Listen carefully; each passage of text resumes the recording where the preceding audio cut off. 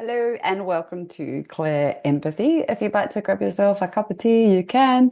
My intention today with Claire Empathy is to bring some awareness to you all so as that we can not only understand the nature of Claire Empathy, its benefits, its value. We're going to have a look at its challenges too, but we're also going to break apart how it differs between Clairsentience and empathy itself. So I kind of felt the introduction of clear empathy is something that even just in creating these pockets of awareness can be really super powerful. There are some common threads with clear empathy that do cause these challenges that can almost blur our discernment and have us feel not as empowered as we possibly can if we can embrace this sense for the beauty and the depths that it actually offers our beautiful life and the byproduct to that being that we are able to understand, to love more deeply, and ultimately create more compassion for both ourselves and others in life. So Clairempathy kind of gets a bit of a bad rap. Empaths often describe feeling too sensitive for this world, um, because we don't always understand the nature of the information that's being presented to us, which is why you are here developing your psychic abilities and learning to consciously attune into your intuition and really lean into those threads that are in communication with your body and your being without grasping, attaching, or taking all this information on, and just knowing that's the way that we relate to life. And clear empathy is a really, really, really beautiful thing. So all of you possess this beautiful gift. It's something that's really strong for me too. It is slightly different to clairsentience. Clairsentience being the feeling of energy, which we connect to via our heart, where we're able to sense the non-physical dimensions of a person, a place, or a thing, but we kind of pick that up through our feeling body. So those emotional experiences, we pick up the feelings of thought patterns, of behaviors, even of memories. Things like beings, those sorts of things. Like we're feeling energy through our heart. Clear empathy is more around our emotional nature, but is not limited to. And it also crosses across things like our personality traits. It brings in our behaviors and it sort of starts to ignite different patterns. It shows us values, but it gives us some impressions of the soul. The reason clear empathy does this and how it differs to empathy is something that most human beings possess, but it's based on physical evidence. So we use our physical senses to see that somebody is sad and we might choose to hug them. We might hear that someone is very angry because of the tone and the volume of their voice. We might notice that someone's body language is quite flat today. There's information that's coming from the physical body or being.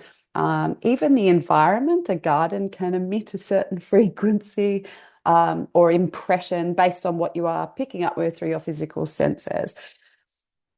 But when it comes to, and about the emotional nature more so, when it comes to clear empathy, we are looking more toward the truth. So we're looking at the energetic impression of the emotional nature of the person, that goes beyond the physical sensing, because we all know that we can put on a very different voice and you can sense truth beneath that. So this is the sense that also shows us where people are faking, where they're not in their authenticity. We don't need to judge them in that experience, obviously, but we just are aware where someone feels out of alignment, where they're not speaking their truth, where lies are being told, this sort of thing, because we are listening more to the energy behind the voice, behind the what you're hearing with your ears, what you're seeing with your eyes.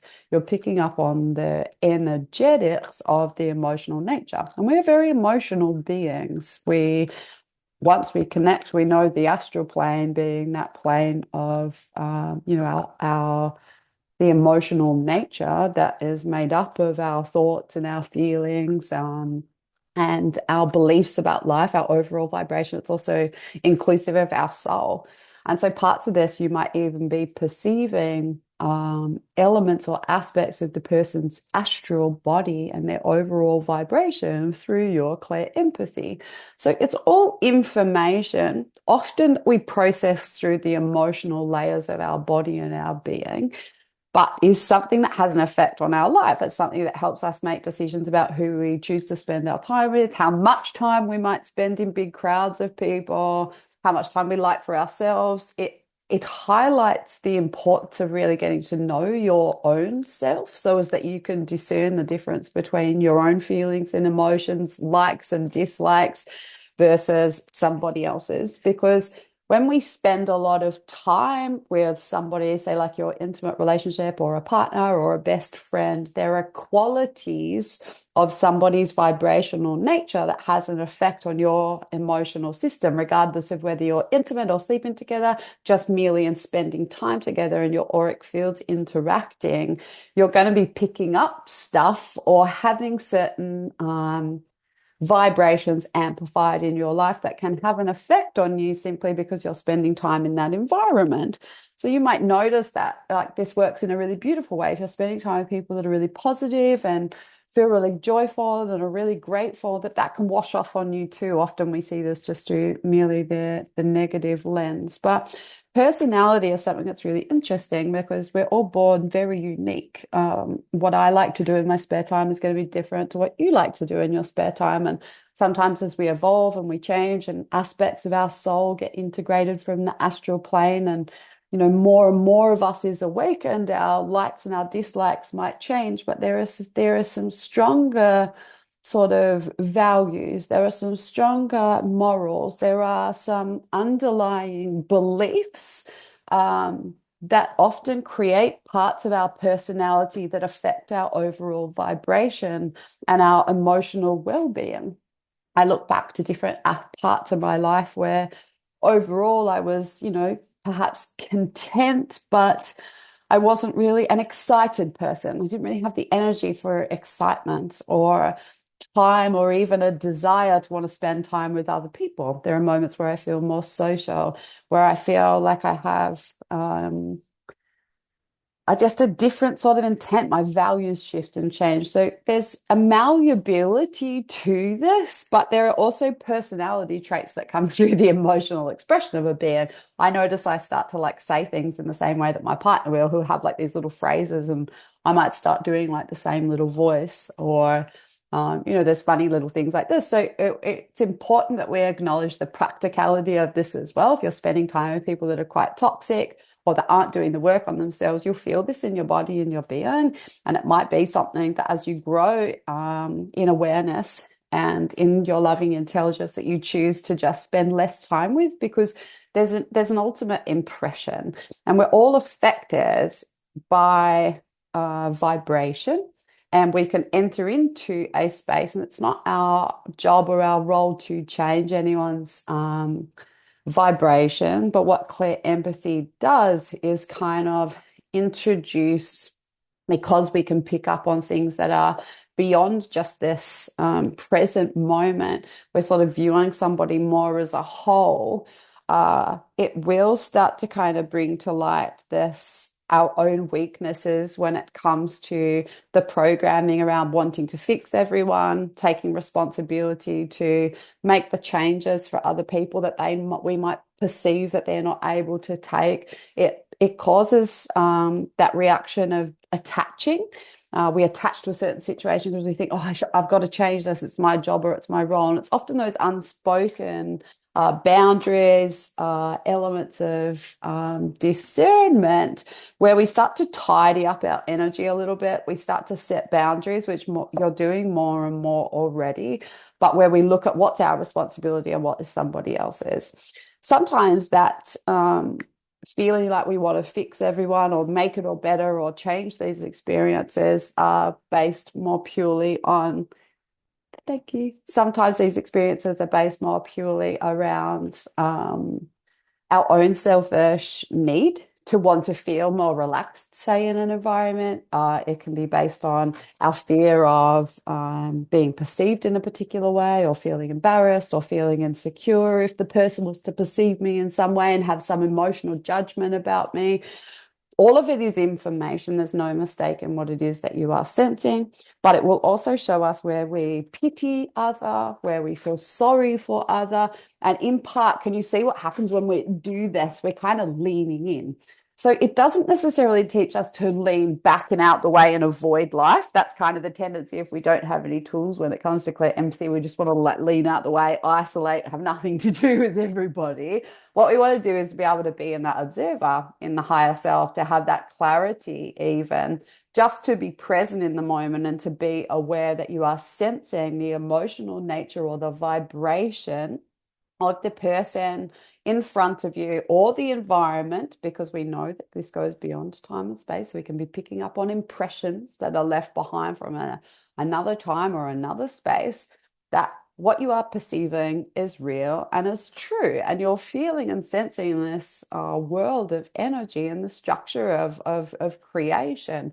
And so, first and foremost, we want to get rid of self-doubt. It doesn't mean that with clear empathy, we understand everything instantaneously. There are still going to be these opportunities for inquiry. And that's where inquiry of, is this mine or is this someone else's? A simple question like that with our yes or our no is really important. Is there an expansion? Is there a contraction? We could use this more as a statement. So reveal to me what is mine, show me what is not mine. But we start to use intentions not to merge with other people, to be really present, to invoke the higher self, and to move with our own capacity to be with the feeling sensation that moves through our emotional body at the point where we're not going into stagnancy. And stagnancy, when we're looking at clear empathy, is when the emotions just get too much. That might be that you're sitting in front of someone who's highly anxious, even though they're presenting as a professional, and maybe you're seeing a psychologist, and the psychologist is actually battling anxiety. But so when you sit there and you've got this agreement to be in that same space, you're still sensing all of the anxiety coming from your psychologist. And it might mean that you make an informed decision to find somebody else to go and speak to, because you're distracted by the anxiety that's emitting from that person's body and being. And it's preventing you or causing enough contraction in you that you're not able to pursue with the intention of, finding methods to a better sleep, say. I'm just using some random examples here. But the information allows for us to make some decisions. There are periods where I myself, I know I need to be able to just feel myself. I don't want to feel anybody else, not my partner, not even my dogs, not my neighbors, not my friends, not my family, no one. I need to come in and just be with myself, because when I'm in an environment with other people, there is an element of me that is sensing the nature of those who are around me. And often that is filtered through that emotional, the emotional body being, which is inclusive of that personality self. Now, the astral plane, which we've navigated a little, we've gone into that space where we're addressing our own thoughts, our own emotions through the water element. We're looking down at the ground with the grassy piece there. We're looking physical and etheric. It's the astral body which speaks more truth. So at the same kind of concept with seeing someone or seeing an energy, and then leaning in or looking behind what it is that we see with our physical eyes to perceive the truth, is the same kind of experience that we have with clear empathy, but it can happen instantly. The confusion with this too is that we look straight to people. We go, oh, when I'm around this person, I feel this particular way. You will find, or its environments, there are energies that are left over from past experiences that are still here in the present moment. Like in a house, if you were to move in, there can be memories. Or if the couple was arguing all the time, you can feel the emotional energy through your clear empathy as something that you might choose then to tidy up. But there is often an invitation when it comes to clear empathy for a conscious response, even if that is purely just the observation. But coming back to the movement aspect, there's lots I kind of want to address here. It's different when we're not all in a room together, so bear with me. But there's an element here when it comes to movement and clear empathy where my own capacity to step back and come into that space where I need some time by myself in meditation or just to be with my higher self or just to expand into nature happens when I feel stagnancy or tension inside of my body and my being. Now, some of that's unavoidable because we have workspaces.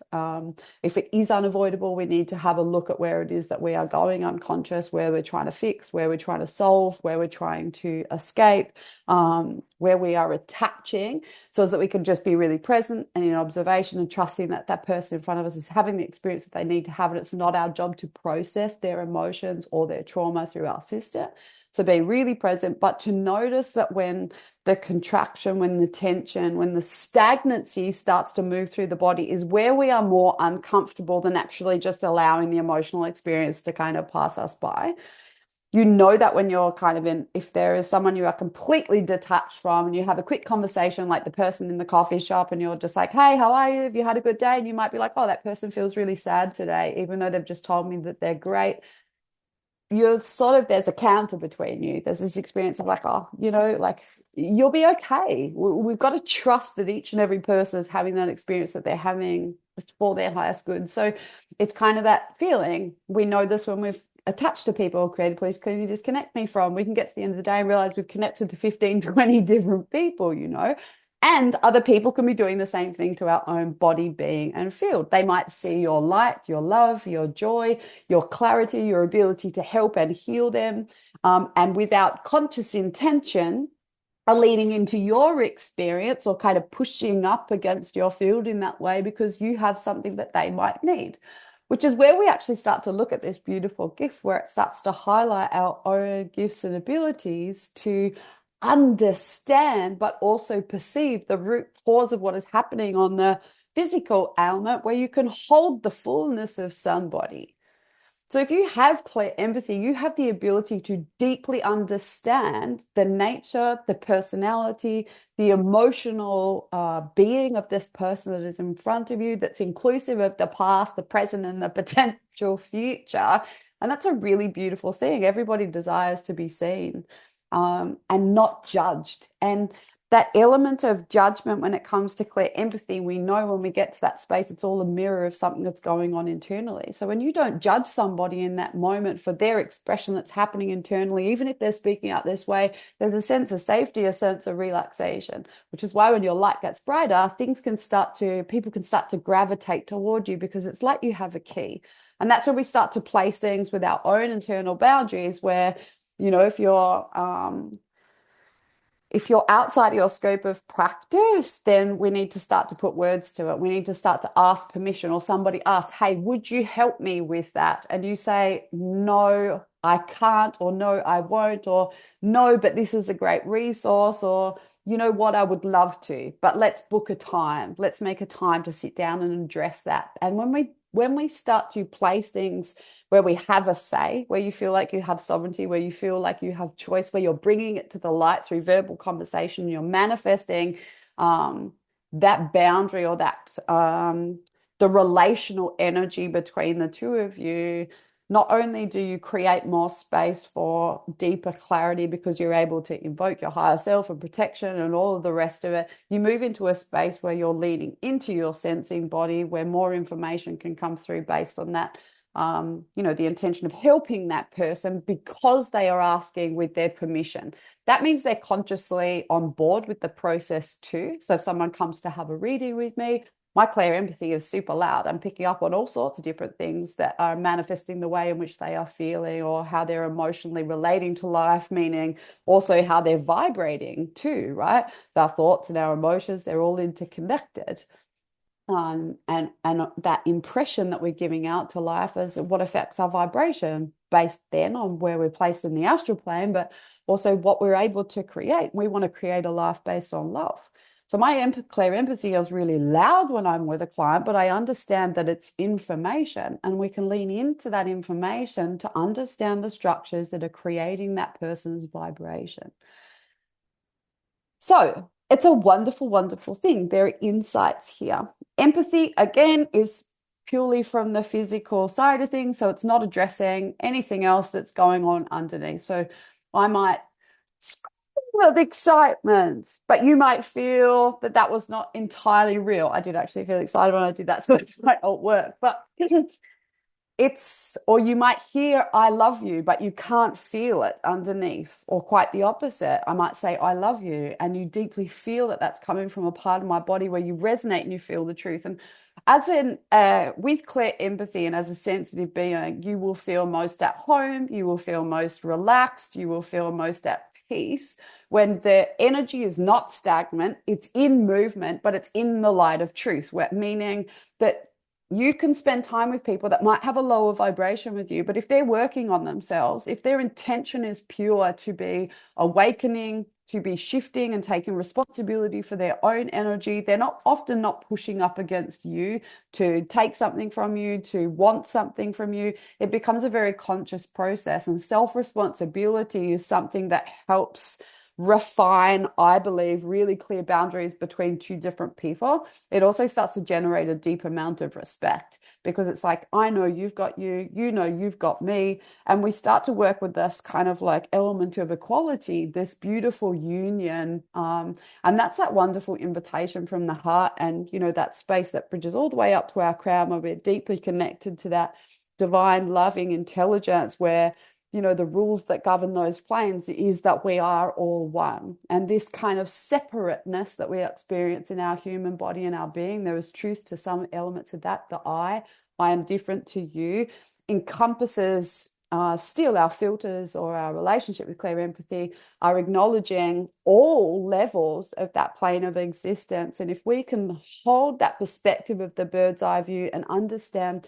the nature, the beauty, the depth of clear empathy, then we can see it as a tool for our own awakening. We can see it as a tool to deepen our discernment. And it is in connection with our other senses. It will show us to listen. It will show us to see. It will allow for us to feel the nature of the truth.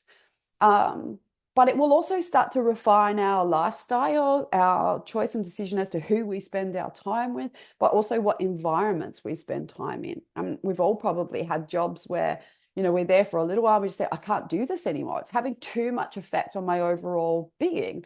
If it's your own environment, you can clear up the space, you can take responsibility for what is yours to clean up. But if you're working in somebody else's environment, you don't have a choice as to what comes in and what goes. You're just able to stay within your own body and being. That's as much as you are able to do based on law. We don't we need permission to do these things. So it starts to change lifestyle, it starts to change needs, it starts to affect our personality and what we value. But that is a beautiful thing. Much like inspiration, when we feel joy or we feel excitement, we're guided to lean into that experience. And it's the same thing with these cues. If it's not a lesson or a learning about our own internal conflict, say I perceive or clear empathy, pick up on the fact that that person is really judgmental, it's only going to stick if the judgment is something that I have an insecurity about. So if that person judges me and they think, bleh, bleh, bleh, and I go, oh, it really doesn't need to stick. If it does stick, I know, oh, I've got some work to do. So in some situation, that experience is serving me. So I work with that. I might clear some stuff. I might integrate a higher truth. And the next time that judgment comes in, it just passes me by. It doesn't get stuck. Sometimes we're in an environment where there's too much, too fast, too soon. And with clear empathy, we want to be really grounded in our body and our being. We know that we're accessing that lower emotional body of being, or our life force energy, from our sacral chakra. So it's going to come with tests and different experiences with creativity, with sexuality, but also intimacy, our relationship with one other person. It's also going to move up past the solar plexus. It's going to highlight for us all of those weaknesses we have around our relationship to I. Who am I? Because we can get lost with clear empathy if we don't know who we are, because all we're doing is absorbing the personality, the values, and the emotions of those around us, because we're not taking up space within our own system. So there's a couple of little challenges that occur with this, but the lifestyle shift and change, if we can listen to this and really lean in and we go, okay, this is not the environment for me, we start to ask different questions. What would be an ideal environment for me? What would be the ideal service work for me? How could I use clear empathy to benefit me and the lives of other people with permission, consciously? How can I allow for this sense to show me more joy? And those kinds of questions start to move energy and start to place your attention on where it's revealed to you where you feel joyful, what hobbies, habits, values you have here in life, which might be, I value spending time with people that are doing the work on themselves. And that's an okay value to have. It's a beautiful value to have. And when you're consciously aware of it, it means you can step into a situation, you can have beautiful, loving people, but if they're not taking responsibility for themselves, you're in a position to make an informed decision based on love and truth and your own intention. I'm choosing not to spend time with these people in my spare time because they're not taking responsibility for themselves. And what happens in that space is that my vibration either has to lower in order to be on the same plane, or I'm exhausted trying to pick up that experience or pick up that energy. We are vibrational, remember. So sometimes that vibration comes in as an invitation to cleanse and clear something out, but there is no mistake in what we are empathing. It's just that it's not always the conflict or the confusion or the stagnancy comes because we doubt ourselves based on what it is that we are seeing, as in, wow, that's the most handsome, beautiful, fit looking man that I've ever seen. He must be so kind and trustworthy, right? We do that, the allure, the glamour, and we lean in. Even if our gut might be saying, oh, something's not quite right here. I don't think I trust him. There's just this feeling here. And you can be picking up on an emotional pattern or belief or pain inside of that person. They were betrayed when they were 15 and they never forgave the woman. So they twisted their personality in order to experience emotional confidence in a way that, made that part unconscious, but you can sense where that's come from. So it's all communication that's for your highest good. And then in that moment, you might go, oh, I'm sensing this experience, but I'm going to trust my gut, even though my eyes or the arousal or the excitement might be there. There's this underlying feeling that something's not quite right. And that's where we want to lean in. That doesn't mean that we just turn away if we're in a position where we go, you know what, I feel really attracted to you. But there's just something's not quite right. I feel like I can't fully trust you. Is that something that you're working on? Is that something you want to lean into? Is that something we could talk about? That might create enough safety through the light of awareness and honesty and transparency. That person goes, oh, wow, I'm actually safe because I can feel that you're not judging me. Yes, this thing happened. And you know what? It's something I want to work through. And, you lean in and you create a new way. But I guess the conflict, the confusion, and the struggle sometimes with this is that we're not out aloud vocalizing what we are sensing often in the energy, because a lot of that three-dimensional living is based on this physical dimension. What you see is what you get. And we know as sensitive beings that that's not always the truth.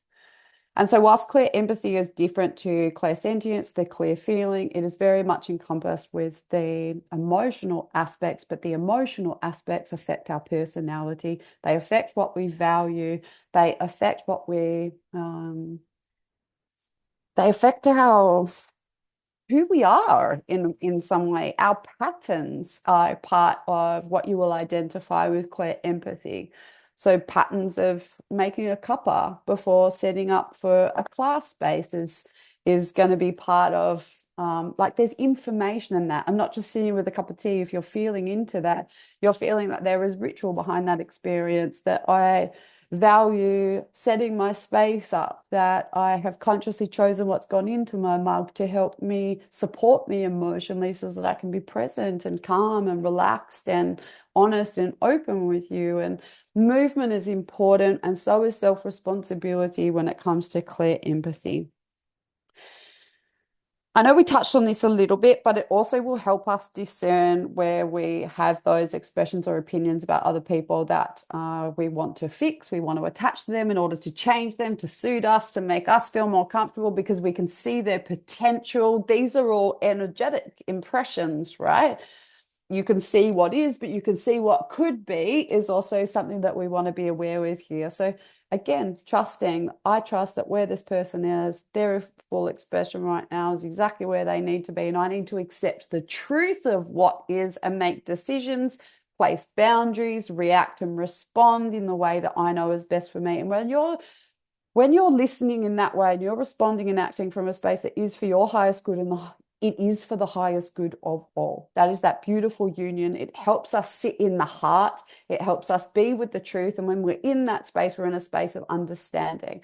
That is where your light comes through. The moment you are present enough to acknowledge your sensing body with clear empathy, it just passes you by just like a thought does. If we don't understand it or it becomes confusing, we grab it. We might take it on. It might be a vibrational match. So there's information there. But that's where it highlights where our work is. If there is movement and fluidity, even if it's uncomfortable, I do sessions all the time where there's discomfort inside of my system, but I understand the intention there is to help this person transition from one place to another, to bring clarity so there can be movement to this person's energy. But there is an energy exchange when it comes to that. I can't sit in an environment or a space, and it does happen with friendships because that's just kind of the openness with it. But I'm very discerning with who I choose to spend my time with because I am intuitive. And if they ask me a question, information flows through because that's just the nature of who I am. But it's done very consciously. It's not hidden or it's not taboo anymore. And they're all the things that not only start to create a lifestyle, but they help us get clear on who we are, what we like, what we don't like, because we can take on these personality traits of the people that we're spending time with and their unconscious personality types too, because obviously energy moves not only with the conscious, but the unconscious too. So you can start to mirror aspects of that in your out life. I had a friend that was a bit of a bully. And when I would spend time, I could hear the dialogue and feel the kind of emotion behind that. You spend enough time, you can start to feel that personality trait coming through in your own body and being too. So your keen awareness is really important. It's like that saying that says you are like the 5 people you spend most of your time with. It is something you want to be really discerning about because there is an element of empathy where you're just sharing of energy, where these different traits or personality pieces grow in intelligence because a particular energy is infused, it's amplified. It grows enough in intelligence that it becomes a part of your field. It's feeling based, and we know what it is that we're feeling, where we're vibing is what it is that we create. So it will start to have an effect on what's coming into your reality vibrationally. Intending not to merge, very powerful. Intending to be present, very powerful. Intending to be connected to your heart, very powerful. Intending to stay grounded, very powerful. Intending to be aware of tension, stagnancy, or stuckness in the body or the being, very powerful. Asking questions like, who am I? Very powerful. Asking questions like, is this mine or is this somebody else's? Really awesome insight. This will teach us then not to escape the sensations, the emotions that move through our system, but to be really present with what is occurring and understand that our body and our being is more in communication with what's going on beneath the physical dimension than what we're seeing through our physical senses. So we really start to honor this and we trust this information. We understand the nature of impressions too. So impressions that we've touched on with clairvoyance being like a picture image or, like a flash of information. Impressions are something that can be created that we can pick up on through time. So if you pick up an old chair from, say, the op shop and you don't clear it of karmic oversoul, lesson love impressions or information, you can sit down in that chair and immerse yourself in that energy and feel it clairempathy with your clairempathy. And you might not understand the nature of what that is if we're not kind of inquiring or we're aware of the transition or the change of where we place our own attention, where we're placing our own energy. That's the same with like our home and our house, our workspaces, environments, etc. So it's a multi-dimensional relationship with the emotional nature of human beings, of animals, of plants. It's all anything with a spirit that is alive. And then to gain this understanding of the fullness of this, the emotional nature from an energetic lens or perspective. Now, the only thing I really want to add to this is that as your awareness increases, as your light increases, as you are able to connect with higher and higher dimensions within yourself, you will be perceiving this within other people too. So if something like implants is in your awareness, you can perceive that within somebody else. If you can perceive in yourself, a soul fragment or a timeline bleed through, you can clear empathy, you can feel the emotion of somebody else's lead through their own experience. It's just more information, which again is why this natural evolution and the natural conscious development of your psychic abilities and what you are able to interpret or perceive is so important. Because what you sense and feel for yourself is what you can sense and feel in somebody else. And so it's not going to be something outside of your scope of awareness. Okay. And so you can always find this within yourself. Is this something that is this teaching me something, or what is this teaching me? Again, it allows for that beautiful curiosity.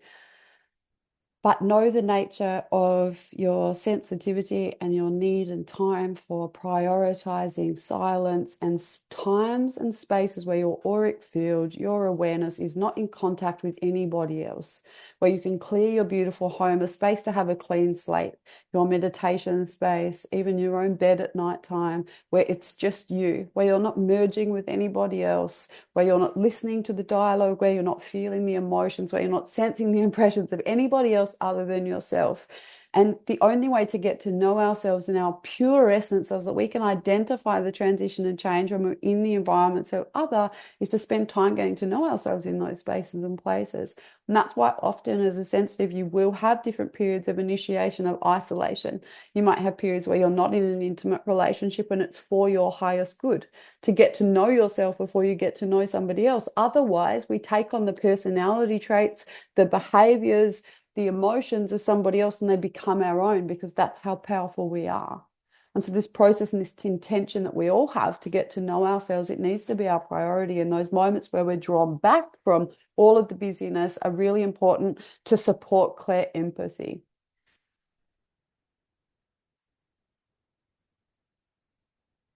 Just checking if there's anything else that I want to bring in here. Relaxation is one of the most wonderful I would say support tools for when it comes to for clear empathy, especially because it's something that's often happening in the moment. We always like to set our vehicle up for the day, create those intentions, and including not merging the other pieces that we've sort of swum across today.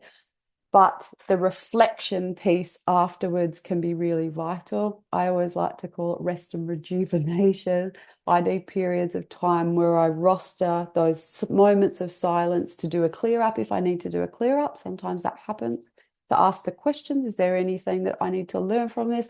But then just to be in the aftermath of the silence. Having a beautiful shower at the end of your day and intending just to wash anything away, purifying your auric field and strengthening your emotional body so that you can not be controlled by your emotions, but you're able to hold steady in the light. Hold steady in your truth, hold your mind steady in the light, hold your mind steady with your higher self, so as that you can perceive the truth for what it is, accept the truth for what it is, and then there is movement, there is not stagnancy.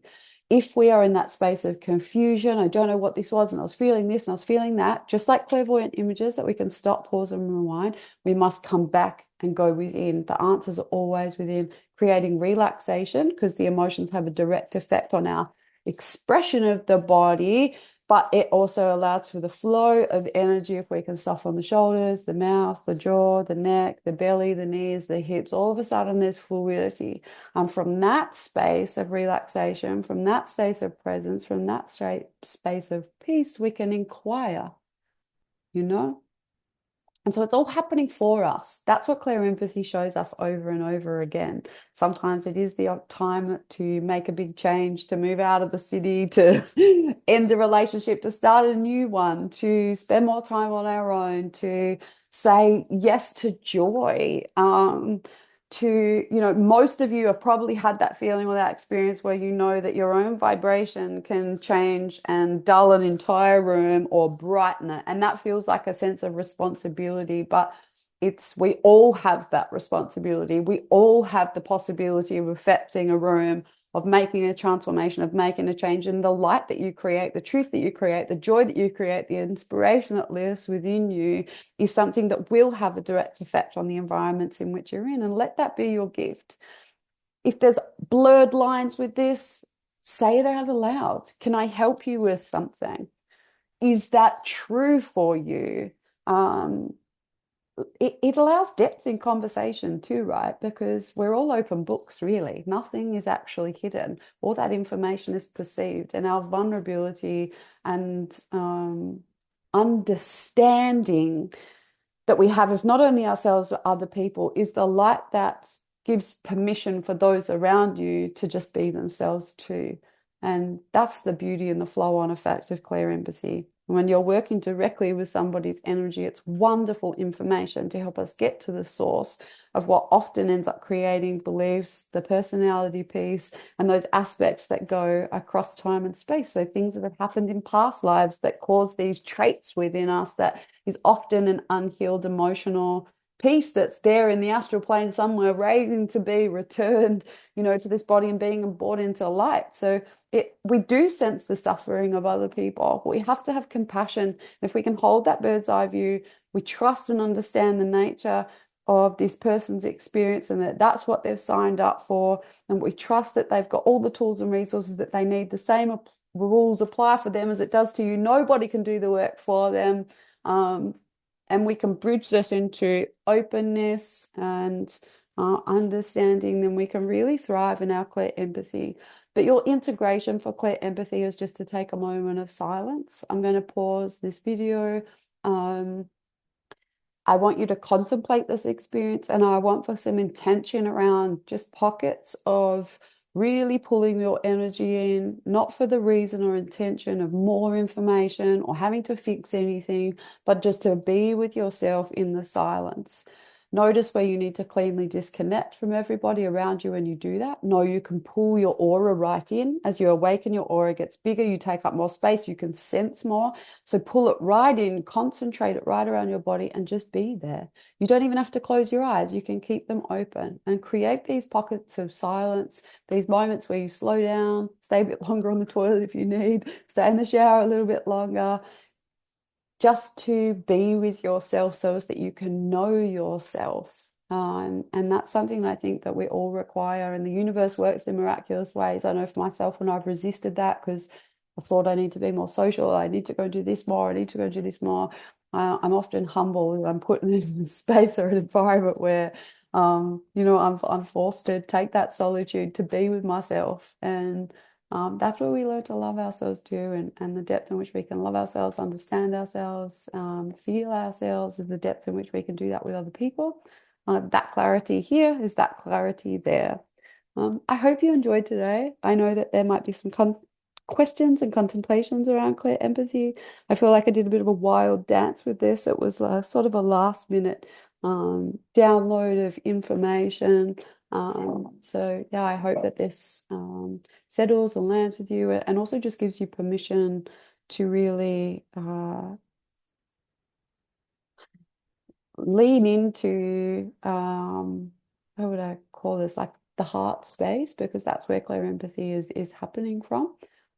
Much like clairsentience, it's the full body feeling, but that there is no mistake in how you feel. There is nothing wrong with how you feel. Yeah.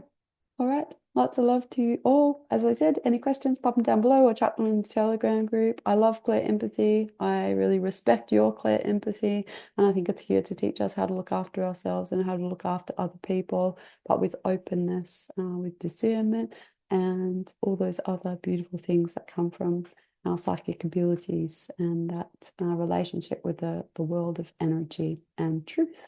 Truth is love, and love is who we all are, and who we're here to be. So I'll see you soon.